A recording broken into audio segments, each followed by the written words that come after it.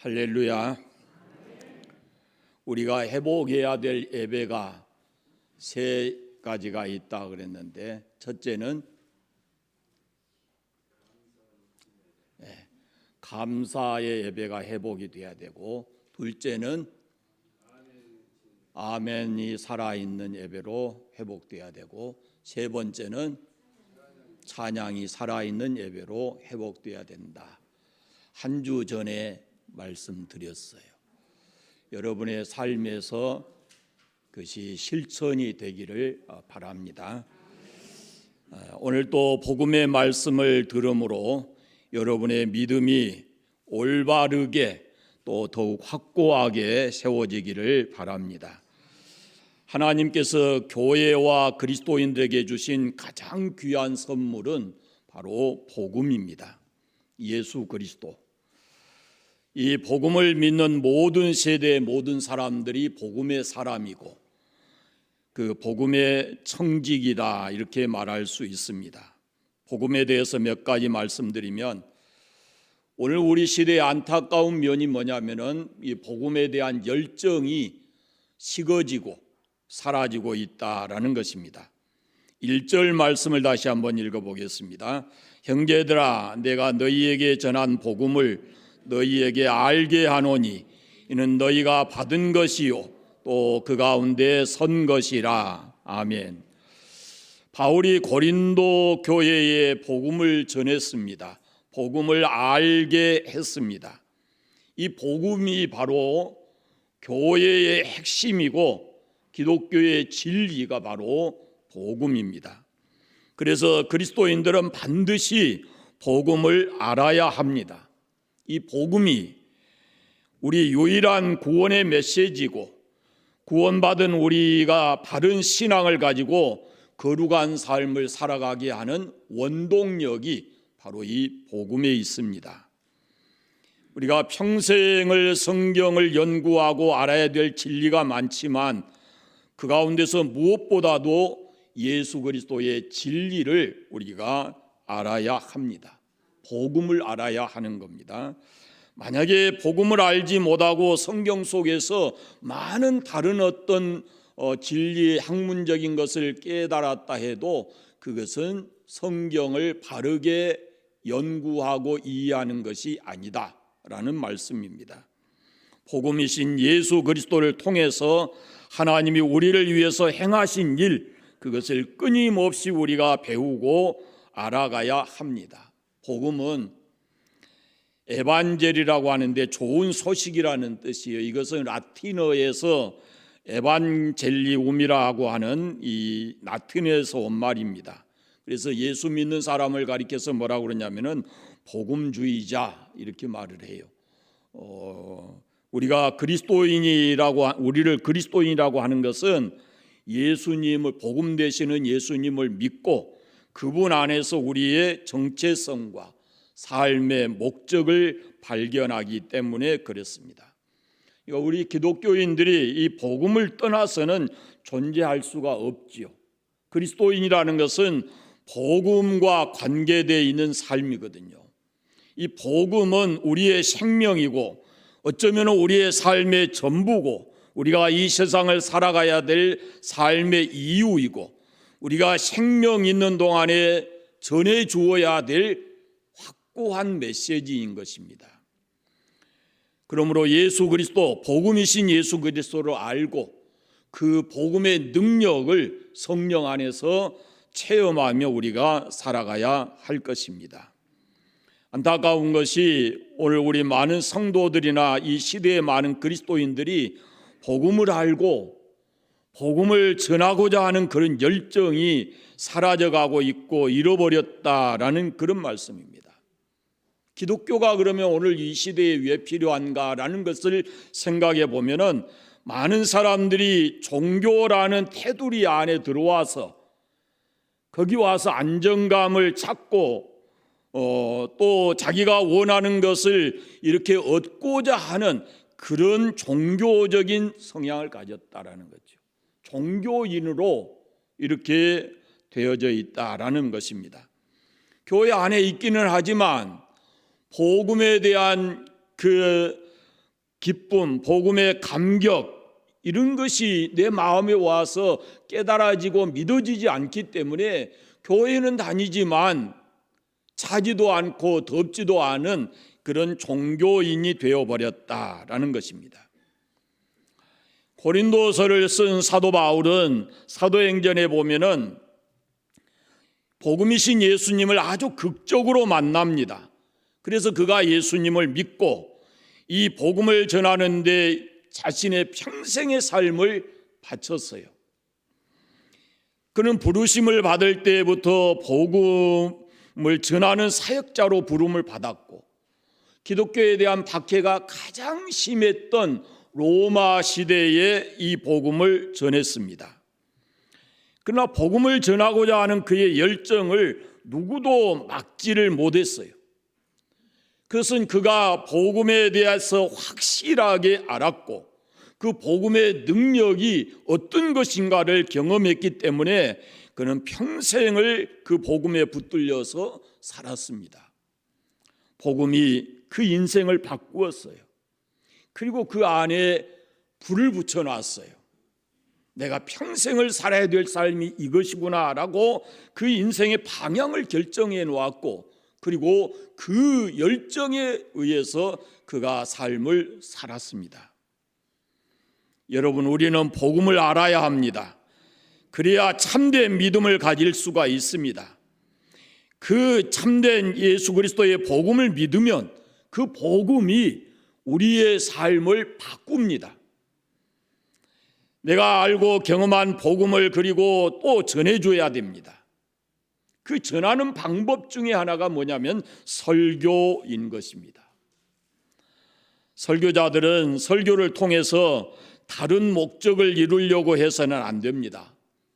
설교는 바로 예수 그리스도의 복음을 전하는 시간인 겁니다. 복음이 전해질 때 하나님께서 교회를 통해서 역사하시는 겁니다. 새 생명을 주시고 삶의 변화를 가져다 주시고 그렇습니다. 우리가 분명히 알아야 될 것은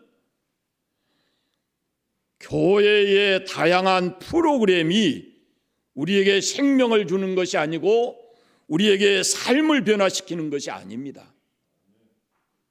교회의 다양한 프로그램은 우리를 더 어떤 보다 더 아름답고 멋있는 그리스도인으로 만들어갈지는 모르지만 근본적으로 그 인생을 바꾸고 새 생명과 그리고 삶의 변화를 일으키게 하는 것은 예수 그리스도의 복음입니다. 십자가의 복음, 사람들이 그것을 듣기 싫어해도 복음이 전해질 때 성령께서 역사하실 줄로 믿습니다. 설교자는 이 청중들의 어떤 가려움을 이 설교라는 것을 통해서 긁어주고 부족함을 채워주는 그런 자가 아닙니다. 복음을 전해서 성령의 역사하심으로 말미암아 성도들이 복음의 능력을 경험하게 하는 것, 그것이 설교일진데 현대 교회의 강단이 점점 이상하게 변하고 있다라는 말씀입니다. 그래서 한국 교회가 정말로 교회다운 모습을 회복하기 위해서는 이 강단이 복음 전하는 그런 강단으로 회복이 돼야 되고 바꿔져야 할 것입니다. 죄의 권능과 죄의 문화에 단단히 묶여서 살아가는 사람들, 어둠의 권세에서 끌어내서 자유하게 할 수 있는 것은 프로그램이 아니라 예수 그리스도의 복음인 줄 믿습니다. 복음의 열정이 우리에게 살아나게 되기를 바랍니다. 두 번째는 복음은 멀티스태킹이 안 됩니다. 할 수 없습니다. 좀 어려운 말인데 잘 들으세요. 요 며칠 전 새벽 기도에 이 멀티스태킹이라는 말을 제가 설명을 해드렸습니다. 요즘에 젊은이들이 많이 하는데 우리 성도들도 하는 사람이 있겠죠. 한 번에 두 가지 이상의 작업을 하는 것을 멀티스태킹이라 그럽니다. 이것을 설명하면서 제가 말씀드릴 때 그리스도인들은 하나님과 세상을 동시에 사랑할 수 없다라는 것을 말씀드렸어요.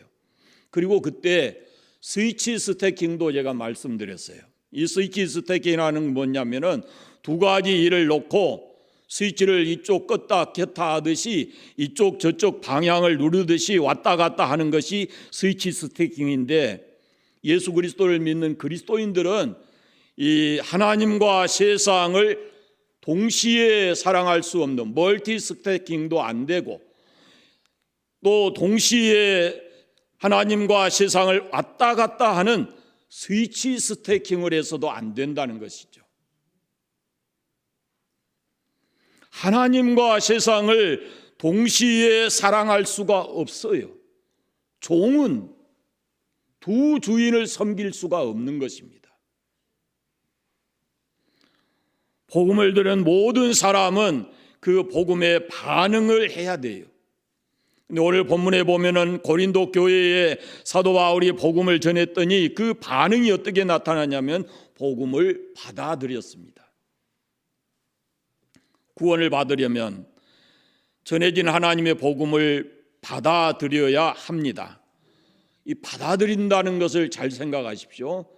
두 가지가 있어요. 하나는 모순되거나 반대되는 이 두 가지가 있는데 그 중에 하나를 버리고 하나를 받아들이는 거예요. 그것이 받아들이는 거예요. 그러니까 다른 하나를 거부하고 포기해야 하는 겁니다. 복음을 받아들인다고 하는 것은 지금까지 내가 알고 있는, 그리고 내 안에 있는 것을 내버리고 그 자리에다가 복음을 받아 넣는 것이에요. 그것이 받아들인다는 거예요. 둘 중에 하나입니다. 그래서 하나를 버려야 돼요. 히브리서 11장 24절 이후에 보면 모세에 대한 이런 말씀이 있습니다. 믿음으로 모세가 장성하여 바로의 공주의 아들이라 칭함을 거절하고 도리어 하나님의 백성과 함께 고난받기를 잠시 죄악의 낙을 누리는 것보다 더 좋아하고 그리스도를 위하여 받은 수모를 애굽의 모든 보화보다 더 큰 재물로 여겼으니 이는 상 주심을 바라봄이라 그랬어요. 그러니 복음을 받아들인다라고 하는 것은 이미 그가 가지고 있었던, 누리고 있었던 모든 것들을 내버리고 거절하고 이제 복음이 더 좋아서 그것을 내 마음속에 받아들이는 것, 바꾸는 것, 체인지하는 것, 그것이 바로 받아들이는 거예요. 복음을 받아들인다 그런 말씀은 예수님을 내 안에 받아들인다 그런 말씀이거든요. 이 요한복음 1장 12절에 보면은 영접한다라고 표현했어요. 믿음을. 그것이 바로 받아들이는 거예요.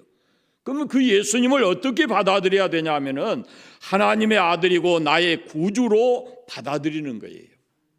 예수님이 하나님의 아들이신데 그분이 나의 구주다라는 것을 받아들이는 거예요. 그리고 예수님이 이루신 구속의 사역, 그 십자가의 죽음과 부활을 받아들이는 것, 그것이 바로 복음을 받아들인다라는 것입니다.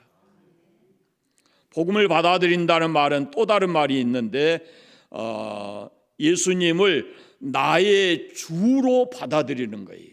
나의 주라는 말은 구약에서 지난주에 말씀드렸는데 여호와라는 말과 같아요. 주인, 그런 뜻이에요. 그냥 예수 그리스도를 나의 주인으로 받아들이는 거예요. 예수님을 주인으로 받아들이면 나의 위치는 뭡니까? 종입니다. 그러니까 내 삶의 모든 주권을 예수님에게 맡겨드립니다 라는 의미의 받아들임이에요. 예수님을 삶의 주인으로 모시는 거예요. 사도행전에 보면은 하나님이 십자가에 못 박히신 예수님을 주와 그리스도를 삼으셨다라고 말씀하고 있어요.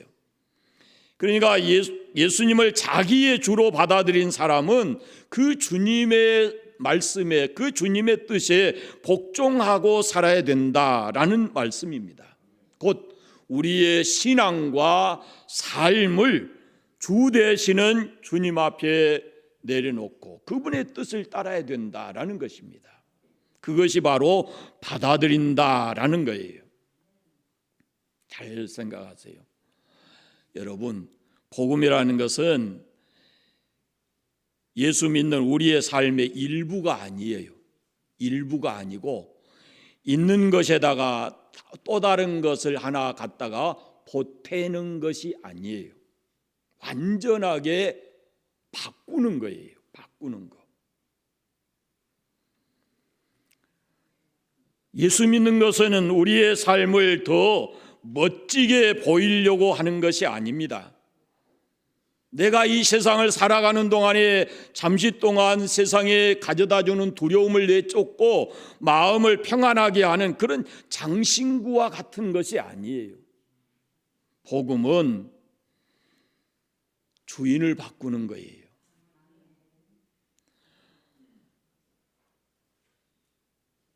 예수님이 나의 생명이시고 나의 주 되신다라는 것을 믿고 그걸 받아들이는 거예요. 복음은 우리의 삶의 양념이나 부족한 것을 채워주는 보완물이 아니고 복음 자체가 우리의 생명이고 우리의 모든 것이 된다라는 말씀입니다. 여러분이 예수 그리스도를 믿으면 복음을 받아들인다라는 의미를 확실하게 깨닫게 되기를 바랍니다. 그리고 완전하게 받아들이세요. 두 번째는 또 다른 반응이 있는데 그것은 그 가운데 서야 합니다. 그 복음 위에 서야 해요. 복음은 예수 그리스도의 믿음을 지탱해 주는 든든한 토대이고 우리 삶을 형성하는 강력한 원동력입니다. 그래서 그리스도인은 복음 위에 굳게 서야 하는 것입니다. 복음은 허물과 죄로 죽은 우리를, 아무 자격이 없는 우리를 하나님을 섬길 수 있게 해주셨어요. 그래서 복음을 단단히 붙잡고 그 복음 위에 굳게 서야 한다라는 말씀. 선다는 말씀은 여러분, 돌이 있는데 이 물을 건너가려고 할 때 이 징검돌이 있잖아요. 그러면은 이 돌이 내가 밟으면은 흔들흔들해서 내가 넘어질 것 같으면 밟아요, 안 밟아요? 가요, 안 가요? 안 가죠. 이 선다 그 말은요, 확고하게 단호하게 변하지 않게 그런 의미가 있어요. 그러니까 내가 여기 서도 이것이 절대로 나에게 어떤 해를 주지 않을 것이라고 하는 그 확고한 믿음이 있어야 그 복음 위에 설 수가 있는 거예요. 그러니까 복음이 우리에게 가져다 주는 그 진리를 우리가 알아야, 그래야 흔들리지 않고 변하지 않고 그 복음 위에 우리가 굳게 서서 살아가는 겁니다. 외부에 핍박이 있어도 내 안에 어떤 갈등이 생겨도 절대로 흔들리지 않고 예수 그리스도의 복음 위에 굳게 서서 살아갈 수 있는 것은 복음이 나에게 무엇을 가져다 주는가라는 것을 알아야 되는 거죠. 그리스도인은 복음 가운데 굳게 서서 흔들리거나 조금도 물러서서는 안 됩니다. 왜? 다른 복음이 없어요. 복음 예수 그리스도가 없는 기독교의 신앙은 알맹이 없는 껍데기와 같은 것입니다. 그래서 그리스도인들은 복음을 받아들여야 되고 그 복음 위에 굳게 서야 합니다. 그 다음에 세 번째는 복음은 우리를 구원합니다. 2절 말씀을 같이 읽어보겠습니다. 2절 말씀. 너희가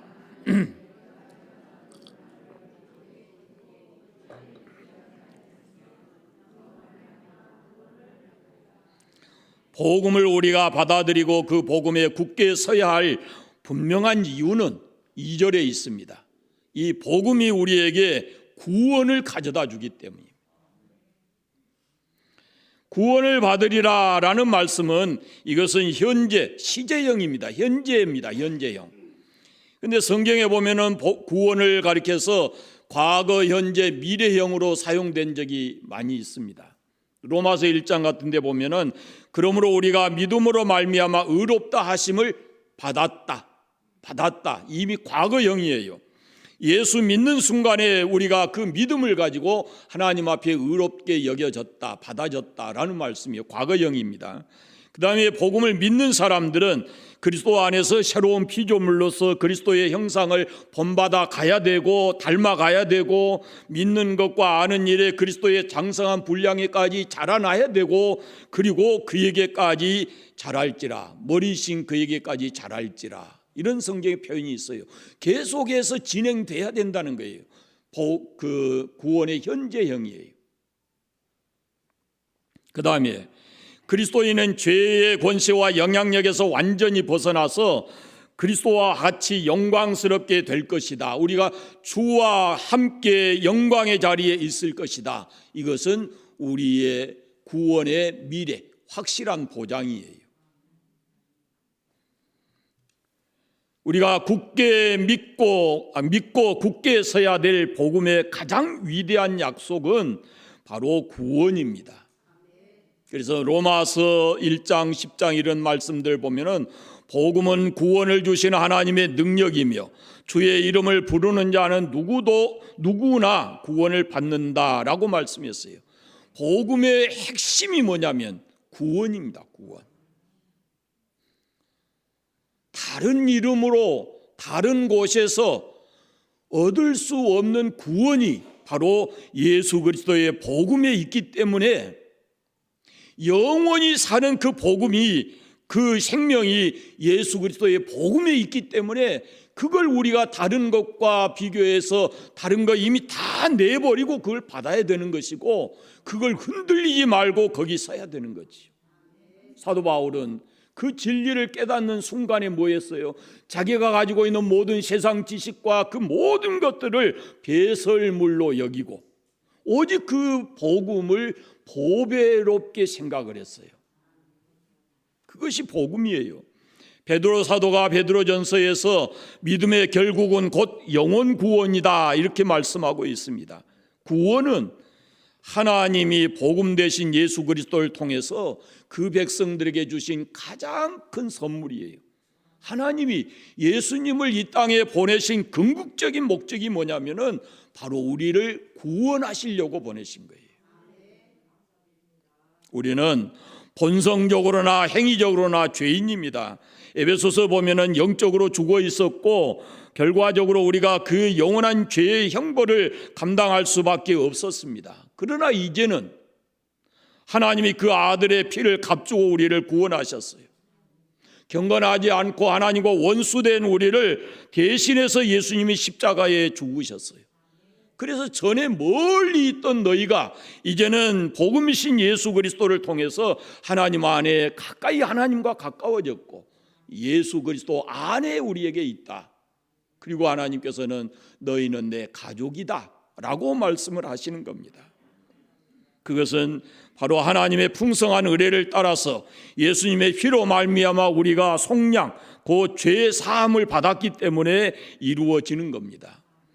자신을 십자가에 내주시고 그 피로 우리를 구원하신 예수님께서 우리에게 약속하신 것은 내가 흘린 피, 그 십자가의 공로를 믿는 사람에게는 구원이 약속된다라고 말씀합니다.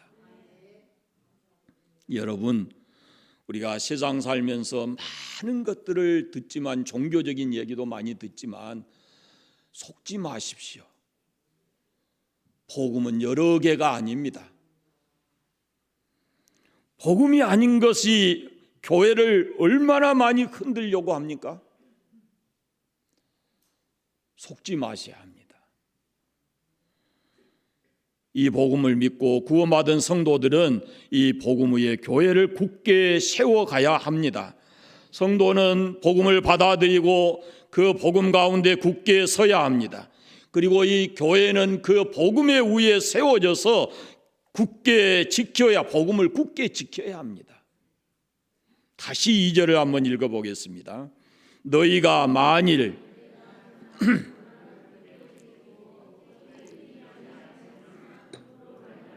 구원을 받으리라. 아멘. 복음을 굳게 지키고 헛되이 믿지 않아야 구원을 받습니다. 구원의 신앙을 굳게 지킨 사람은 한 사람도 멸망하지 않습니다. 구원의 신앙을 가진 사람은 이걸 분명히 해야 합니다. 첫째는 예수 그리스도를 떠나지 않아야 되고 그분 안에 머물러 있어야 합니다. 과거에 잘 믿었다 아무 의미 없어요. 신앙은 언제나 현재형입니다. 바울이 복음을 그렇게 강조한, 복음에서 그렇게 강조한 그리스도 안에, 예수 그리스도 안에, 그리스도 예수 안에, 그 말입니다. 우리가 예수를 믿으면 결코 예수님을 떠나서는 안 되는 거죠. 예수님 안에 끝까지 머물러 있어야 합니다. 두 번째는 사람들 앞에서 예수 그리스도를 나의 주로 시인해야 합니다. 마태복음 10장에 보면은 누구든지 사람 앞에서 나를 시인하면 하늘에 계신 내 아버지 앞에서 나도 그를 시인할 것이고, 누구든지 사람 앞에서 나를 부인하면 나도 하늘에 계신 내 아버지 앞에서 그를 부인하리라 라고 말씀했고, 로마서 10장에는 네가 만일 네 입으로 예수를 주로 시인하며 또 하나님께서 그를 죽은 자 가운데서 살리신 것을 내 마음에 믿으면 구원을 받으리라. 사람이 마음으로 믿어 의에 이르고 입으로 시인하여 구원에 이르느니라. 입으로 시인해야 합니다. 예수 나의 주입니다 라고 시인해야 되는 거예요. 세 번째는 그 삶이 거룩해지고 경건해야 합니다. 예수 그리스도의 복음을 믿는 사람답게 살아야 된다라는 말씀입니다. 이 모든 것이 바로 우리의 삶에 가져다주는 확실한 구원의 복음입니다. 마지막 네 번째, 기독교의 신앙의 모든 것은 복음입니다. 3절 4절 말씀을 읽어보겠습니다. 3절 4절, 내가 받은 것을 먼저 너희에게 전하였노니 이는 성경대로 그리스도께서 우리 죄를 위하여 죽으시고 장사 지낸 바 되셨다가 성경대로 사흘 만에 다시 살아나사. 뭐예요? 복음의 구체적인 내용이에요. 복음의 내용. 복음의 내용이 뭡니까? 예수 그리스도의 십자가의 죽음과 부활입니다. 이 십자가의 죽음과 부활이 나중에 무엇과 연결되냐면 예수 그리스도의 재림과 연결됩니다.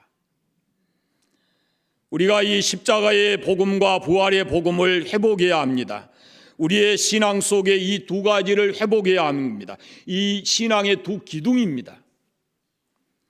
그런데 안타까운 것은 교회가 점점 이 복음으로부터 멀어짐으로 교회가 교회다움을 잃어가는 것이고,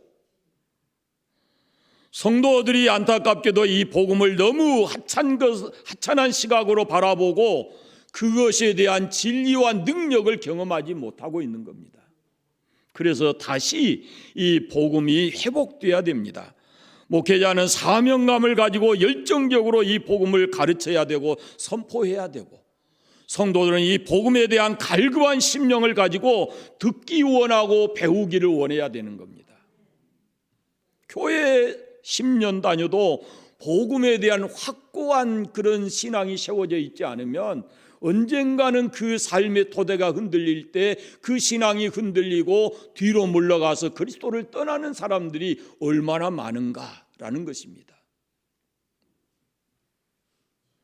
복음의 진리를 가르치고 배우는 것이 주님의 몸된 교회인 줄로 믿습니다. 복음은 사람이 만들어내는 것이 아닙니다. 오늘 본문에 보십시오. 바울이 이렇게 말합니다. 내가 받은 것을 먼저 너희에게 전하였노니. 받은 것이라 그랬어요. 받은 것을 전했다 그래요. 받았다는 말씀은 이것은 자기가 만들어내는 것이 아니고 이것은 계시다 그런 말이에요. 특별 계시다 그 말이에요. 예수 그리스도의 복음은 계시를 통해서 사도 바울에게 알려진 것입니다. 이 복음은 모든 시대와 문화를 초월해서 어느 시대 어떤 나라에서든지 이 복음은 영원 불변한 진리입니다. 시대와 문화에 맞게 이 복음을 수정하거나 빼거나 더하려고 해서는 안 됩니다. 영원 불변한 진리입니다. 그래서 이 복음을 믿고 지켜야 되고 그 복음을 그대로 전해야 되는 것입니다. 복음을 받은 사람들에게는 중요한 책임이 하나 주어집니다. 그것은 받은 그 복음을 그대로 사람들에게 전해 주어야 합니다. 더하거나 빼서는 안 됩니다. 전하지 않으면 화가 있다라고 사도 바울은 고린도전서에서 말씀했고, 이 복음이 그러나 전하지 않는 그것도 좋은 것은 아니지만, 그런데 이게 중요해요. 전할 때 잘못 전해지면, 복음이 왜곡되게 전해지면 그것은 그 사람의 삶의 영혼에 큰 해를 끼치는 겁니다. 그래서 우리가 받은 복음 그대로, 우리가 믿는 복음 그대로 또 다른 사람에게 전해 주어야 하는 겁니다.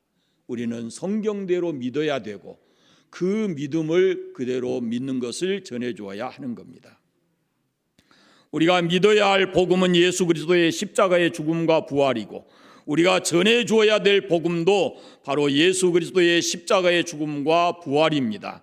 3절 말씀해 보시면 우리 죄를 위하여 죽으시고 장사 지낸 바 되셨다가 사흘 만에 살아나셨다, 이렇게 말씀하지요.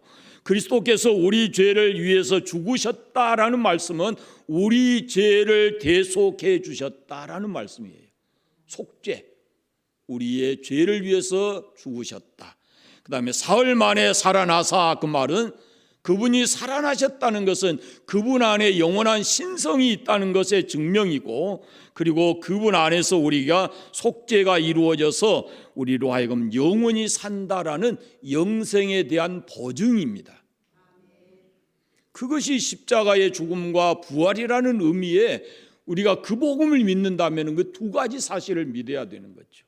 예수 그리스도를 믿는 우리에게는 우리의 죄가 그 십자가에서 사해졌고, 그가 살아나신 것처럼 우리도 예수님이 주시는 새 생명을 가지고 영원히 산다라는 믿음을 가져야 하는 것입니다. 이 복음이 우리 안에 회복되기를 바랍니다. 우리가 이 복음을 굳게 지켜야 합니다. 헛되이 믿지 않아야 됩니다. 그러면은 구원을 받습니다. 구원받은 우리에게는 이 복음을 전해야 될 책임이 있습니다. 그것이 인류에 대한 소망이고, 인류의 복된 소식이고 소망이고, 어둠의 권세에 묻혀있는, 갇혀있는, 죄악 속에 빠져있는, 사단의 권세에 있는 어둠 속에 있는 사람들에게 새 소망을 주고 새 생명을 주고 새로운 인생을 살게 하는 복된 소식이기 때문에 우리가 복음을 전해 주어야 하는 것입니다. 그것이 바로 십자가의 죽음과 부활의 복음입니다. 사랑하는 여러분, 이 복음을 여러분의 것으로 받으시기를 바랍니다. 더하지 마세요. 더하지 말고 완전히 바꾸셔야 돼요. 받으시고 그 복음 위에 굳게 서서 어떤 상황이 와도 흔들리지 않는 그런 믿음을 가지고 구원받은 하나님의 사람답게 세상을 살아가시기를 바랍니다. 기도하겠습니다. 감사합니다. 하나님 아버지, 오늘 또 성도들 주의 전에 모이게 하시고 구원에 대한 복음의 말씀을 함께 나누었습니다. 하나님, 우리 성도들이 이 복음의 말씀을 마음에 받아들이고 그리고 그 위에 굳게 서서 흔들리지 않게 해주시기를 원합니다. 그리고 이 복음이 우리에게 구원을 가져다 주는 참된 생명인 것을 깨닫게 하셔서 흔들리지 않고 이 복음을 믿게 하시고 또 이 복음을 전해주는 그런 성도들 되게 해주시기를 원합니다. 하나님 아버지, 사랑하는 이 관산교회 모든 성도들이 복음 위에 굳게 서게 하시고 관산교회 강단이 복음이 선포되는 능력 있는 강단이 되도록 축복하시고 함께하여 주옵소서. 삶의 현장이 언제나 예수 그리스도의 복음 안에서 살아가는 귀한 삶이 되게 해주시기를 간절히 원하옵고 예수 그리스도의 이름으로 기도드립니다. 아멘.